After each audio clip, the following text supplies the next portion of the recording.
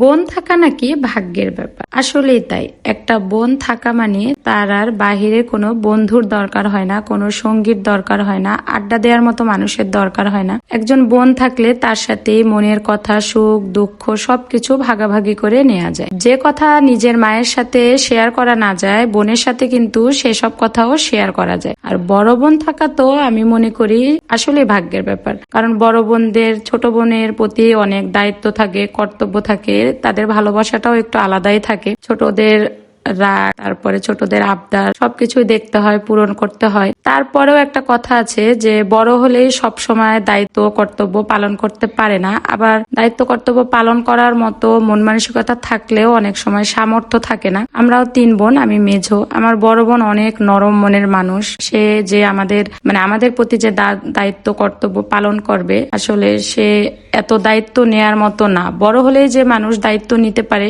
এমন কিন্তু না, অনেক সময় ছোটরাও বড়দের মতো দায়িত্ব পালন করে। তো আমার বাপের বাড়ির ফ্যামিলিতে আমরা 4 ভাই বোন আর কি। তো আমি সব সময় দায়িত্ব কর্তব্য পালন করে থাকি আর কি ওদের প্রতি। বড়র প্রতিও আমি বড়র মতো আর কি পালন করি দায়িত্ব। তো যাই হোক, আল্লাহ সবাইকে সব সামর্থ্য বা সব দায়িত্ব কর্তব্য পালন করার মতো ভার নেয়ার মতো ক্ষমতাও দেয় না আর কি। তো আল্লাহ আমাকে দিয়েছে, তার জন্য আল্লাহর কাছে লাখো শুক্রিয়া। তো আমার ছোট বোনটা অসুস্থ, প্রেগনেন্ট। ও আমার কাছে অনেকদিন আগে সাদা চানাচুর খেতে চেয়েছিল। সাদা চানাচুর বলতে এটা আবার সব জায়গায় পাওয়া যায় না, একটু ঝাল ছাড়া আর কি। তো তার জন্য কিছু জিনিস তো কিনে কুরিয়ারে করে পাঠিয়ে দেব। আরো কিছু জিনিস দিতে চেয়েছিলাম, কিন্তু এই কার্টুনে আর কিছুই ধরলো না, তাই আর দিতে পারিনি। তারপরে চলে আসলাম তো কাঁচা বাজারে, কিছু সবজি কিনতে হবে। শীতের সবজি দেখলেই তো মাথা খারাপ হয়ে যায়, মনে হয় সবকিছু কিনে নিয়ে যাই বাসায়। আর অনেক দিন হলো বেগুন খাইনি, কারণ এই তো করোনা টিকা দেওয়ার পর থেকে প্রত্যেকটা মানুষের এত পরিমাণে অ্যালার্জি বেড়েছে আর কি। তো সে অ্যালার্জির ভয়তে আর বেগুন খাইনি। সবার মতো আমাদেরও এরকমই অ্যালার্জি হয়েছে, আমরাও রেহাই পাইনি অ্যালার্জির হাত থেকে। এত টাকার ওষুধ খেয়েছি কিন্তু কোনো লাভ হয়নি। এখন ভাবলাম যে সেই তো অ্যালার্জি কমছেই না, তাহলে বেগুন খাওয়ার বাদ দেবো কেন। তাই বেগুন আর কিছু সবজি কিনে নিলাম। আর মার্কেটে যখন গিয়েছি নিজের জন্য কিছু কিনবো না, সেটা তো কখনোই হতেই পারে না। আমার ক্ষেত্রে তো এরকম কখনো হয়নি যে আমি মার্কেটে গিয়েছি আর নিজের জন্য কিছু না কিনে খালি হাতে ফিরে এসেছি। আসলে মেয়ে মানুষ বলে কথা, মেয়েরা যখন রাস্তা দিয়ে হাঁটে মার্কেটে গেলে, তখন তারা নিচের দিকে তাকিয়ে হাঁটে না কখনো। তাদের চোখ দুটা থাকে রাস্তার এই পাশ আর ওই পাশ, দোকানের দিকে আর কি। কোনো কিছু নতুন আসলো কিনা, কোনো কিছু ভালো লাগলো কিনা চোখে। তো আমিও তো তার ব্যতিক্রম না, আমি মনে হয় একটু বেশি আর কি।